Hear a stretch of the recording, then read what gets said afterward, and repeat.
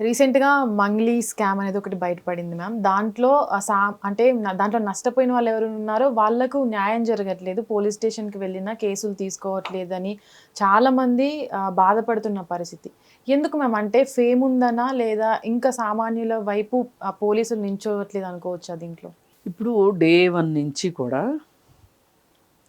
నాలాంటి వాళ్ళు చాలామంది మంగ్లీకి డైరెక్ట్గా ఇన్వాల్వ్మెంట్ ఉండకపోవచ్చు, కానీ ఇండైరెక్ట్గా ఇన్వాల్వ్మెంట్ ఉండొచ్చు. అసలు ఈ స్కామ్ జరుగుతున్నది ఆమెకి తెలుసు అనే భావనలోనే మేము మాట్లాడాం. ఒకవేళ ముందు లేకపోయినా తరువాత అయినా సరే బాధితుల పక్షం వహిస్తే బాగుంటుంది. నిజంగా ఎలాగో ఈ పేరంటూ వచ్చింది కాబట్టి, ఈమె పేరు వచ్చిన దానికోసం అని చెప్పి వేణు ఉడుగుల వాళ్ళతోటి మధ్యవర్తిత్వం చేయించుకోవటం కావచ్చు, లేకపోతే లాయర్ సుబ్బారావు తోటి గొడవలు కావచ్చు, లేకపోతే ఇంకా చాలామంది బయటకు వచ్చి ఇప్పుడు మాట్లాడుతూ ఉన్నారు బోలెడు మంది. ఇన్ని జరుగుతూ ఉన్నా ఎందుకు మంగ్లీని పోలీసులు ప్రశ్నించట్లేదు అని ఇప్పుడు చాలామంది మాట్లాడుకుంటున్నారు. ఇప్పుడు అతను ఎవరో నాకు తెలియదు అనటం, ఆవిడ తరువాత కొంచెం తెలుసు, అభిమానిగా తెలుసు అని, ఆ తర్వాత మరి ఆ డబ్బులు లెక్క పెట్టిన ఇల్లు మీదే కదా అంటే అవును నాదే అనటం. మరి డబ్బులు లెక్క పెట్టే ఇల్లు నీకు తెలిసినప్పుడు నీకు స్కామ్ తెలియకోకుండా ఎలా ఉంటుంది అని ఇలా అడుగుతూ ఉంటే ఫైనల్గా ఆవిడ చెప్పినది ఏంటంటే, ఆ ఇల్లు మధుకు అమ్మేశాను నేను, కానీ ఇంకా రిజిస్ట్రేషన్ అవ్వలేదు, పొజిషన్ ఇచ్చాను అని చెప్తుంది. ఈ ముక్క ఎప్పుడు చెప్పాలి? స్టార్టింగ్ ముందు చెప్పాలి. ఇక్కడే ఆమె డొల్లతనం బయటపడుతుంది. సరే, అది కాకుండా సరే మధు అనేవాడు స్వచ్ఛందంగా లొంగిపోయే ముందు ఒక వీడియో రిలీజ్ చేసి లొంగిపోయాడు. అది కూడా ప్లాన్ ప్రకారమే. అసలు ఎవడైతే బాధితుడు ఉన్నాడో వాడే నిందితుడు అని చెప్పి ఓ బండవాడి మీద వేసి, అంటే వీడి గురించి ఎక్కువ మాట్లాడుకోకుండా అతని గురించి ఎక్కువ మాట్లాడుకోవాలని ఆ వీడియో ఒకటి రిలీజ్ చేసి లొంగిపోయాడు. అది లొంగిపోవటానికి కూడా కారణం ఏంటి? అందరూ మంగ్లీ అంటే ఇంకా మంగ్లీ గురించి తక్కువ మాట్లాడుకుంటారు, మధు గురించి హిమకాంత్ రెడ్డి గురించి మాట్లాడుకుంటారులే అని మంగ్లీ కొంచెం రిలాక్స్ అయింది. కానీ రిలాక్స్ అవ్వటానికి వీలు లేకోకుండా, రిలాక్స్ అవ్వటమే కాకుండా అంటే అంతకుముందు కూడా కొంతమందికి ఇంటర్వ్యూలు ఇచ్చి నేను ఏ పాపం ఎరగను అని చెప్పి చెప్పింది. అయినా ఎవరు పెద్దగా నమ్మినట్లుగా అనిపించలేదు. సరే, అది అయిపోయిన తర్వాత ఇప్పుడు ప్రజెంటు ఈ రమావత్ మధు దగ్గర డ్రైవర్గా పనిచేసిన అతను, వాళ్ళ ఆఫీస్లో పనిచేసిన అతను, మార్కెటింగ్లో చేసిన వాళ్ళు, వీళ్ళందరూ బయటకు వచ్చి మాట్లాడుతున్నారు. ఏంటంటారు వీళ్ళందరూ?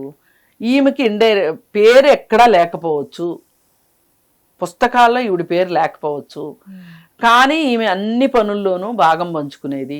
మరీ ముఖ్యంగా రాత్రిపూట లెక్కలు చూసుకునే దగ్గర మటు ఖచ్చితంగా ఈవిడ ఉండేది అని మాట్లాడుతున్నారు.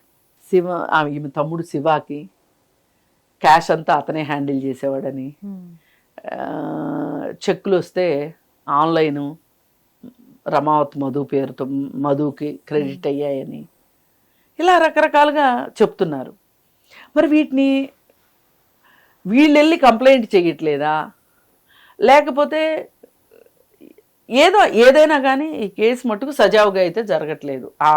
మనకి ఆ సజావుగా జరుగుతుంది, సీరియస్గా ఉన్నారు వీళ్ళు అనేటట్లయితే మట్టుకు కేసు లేదు. అంటే అడ్వకేట్, అంటే ఎవరైతే మోసపోయారో వాళ్ళ తరపున మాట్లాడడానికి వెళ్ళిన అడ్వకేట్ కూడా అంటే అక్కడ చెక్ చేయడము అనేది కూడా ఒక డ్రామా లాగా అనిపించింది. అక్కడ ఏంటంటే ఇప్పుడు అతన్ని ఎట్లా అయినా సరే స్టేషన్ దాకా వచ్చాడు కాబట్టి ఏదో ఒకటి చేసి అతను కొంచెం వెనక్కి పంపించాలి అనే ఒక ప్లాన్లో పోలీసులు ఉన్నారనిపించింది. లేకపోతే ఇంకోటి మమ్మల్ని నిలదీస్తాడా వచ్చి అనే దానికోసం అని చెప్పి ఏం చేయాలని ఆలోచిస్తున్న టైంలో వాళ్ళని ఎత్తిన పాలు పోసినట్టు అతని దగ్గర లిక్కర్ వాసన వచ్చింది. లిక్కర్ వాసన వస్తే బ్రీత్ అనలైజర్ టెస్ట్. అసలు ఎవరిచ్చారండి అధికారం? ఎక్కడ చేయాలండి బ్రీత్ అనలైజర్ టెస్ట్?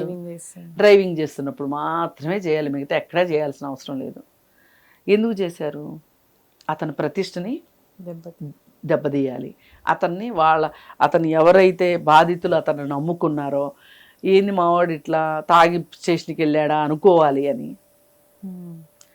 పైగా అతని క్యారెక్టర్ గురించి కూడా మంగ్లీ కూడా అతనికి శ్రీముఖి అంటే క్రష్ అని చెప్పటం, అంటే ఒక రకంగా ఇతను వీళ్ళ తరఫున వచ్చి నిలబడుతున్నాడు కాబట్టి ఇతని పైన వాళ్ళకి ఎవర్షన్ రావాలి అన్న ప్లాన్ వీళ్ళు అమలు చేశారు అని అనిపిస్తుంది. మరి ఈ పరిస్థితుల్లో అసలు ఈ బాధితుల బాధ ఎవరు పట్టించుకుంటారు? అసలు ఈ ప్రభుత్వానికి చెమగుట్టినట్లేదా? ముందు సిఐడి అన్నారు, ఇప్పుడు సిబిఐకి ఇచ్చారు. సిబిఐ ద్వారా అయినా సరే బాధితులకి న్యాయం జరగాలని చెప్పి కోరుకుందాము.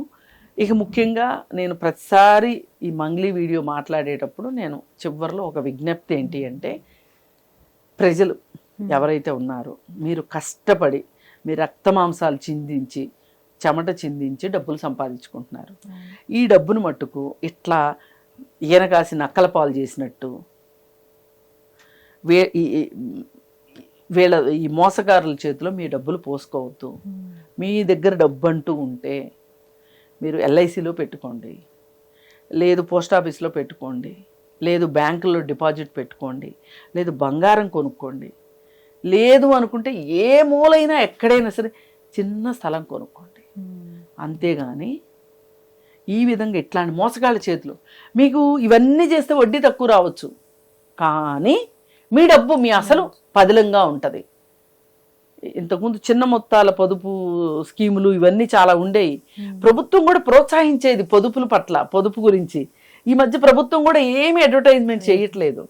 అందుకని జనాలు ఇష్టమైతే బాగున్నాయి డబ్బులు అంటే ఖర్చు పెట్టుకుంటున్నారు, అది ఇది కాదు అనుకుంటే ఇలాంటి వెధవల చేతిలో పోస్తున్నారు. ఇది ఇట్లాంటి ఆగాలని కోరుకుందాం. Okay ma'am, thank you so much ma'am.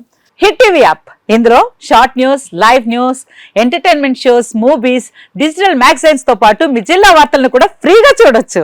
ఇంకెందుకు ఆలస్యం, వెంటనే హిట్ టీవీ యాప్ ని డౌన్లోడ్ చేసుకుని ఫ్రీగా ఎంటర్టైన్మెంట్ పొందండి. Hit TV app. Hit TV app.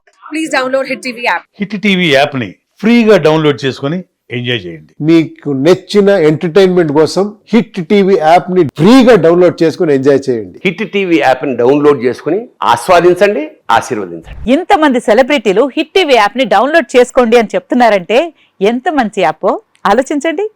America America America అమెరికాలో చదవాలనుకునే వాళ్ళకి విశ్వసనీయమైన పేరు మన శౌర్య కన్సల్టెన్సీ. UK లో 1 year masters. UK లో 1 year masters. 2 years work permit up to 5 years visa. Contact Saurya Consultancy. Contact 89851 89851.